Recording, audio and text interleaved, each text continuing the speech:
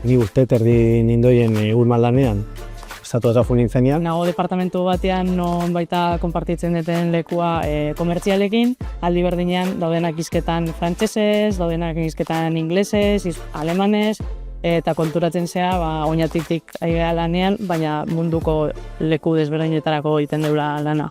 Estamos siempre en comunicación con los diferentes países y bueno, las necesidades que tiene cada país son diferentes. Cada país es un reto, ¿no? Se afronta de diferente manera cada proyecto.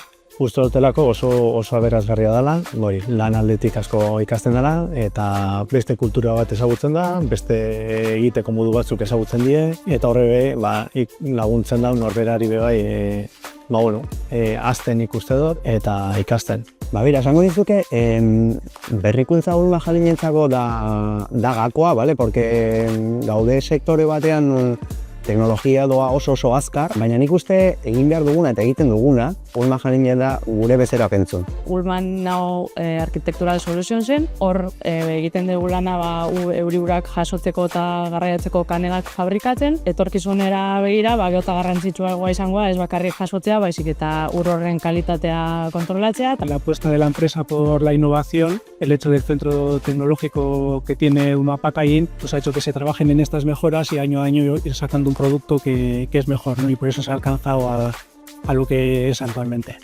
Eta guretzako berrikuntza ez da asko guk pentsatzen dugula merkatuan enkaja izango dula, baizik eta pixkat arrebez, ez? Ikusten dugu pixkat merkatuan behar batzu daudela eta beti dago Ulman orokorrean, ez? Ilusio hori edo bizio hori merkatuari erantzun hori emateko, ez?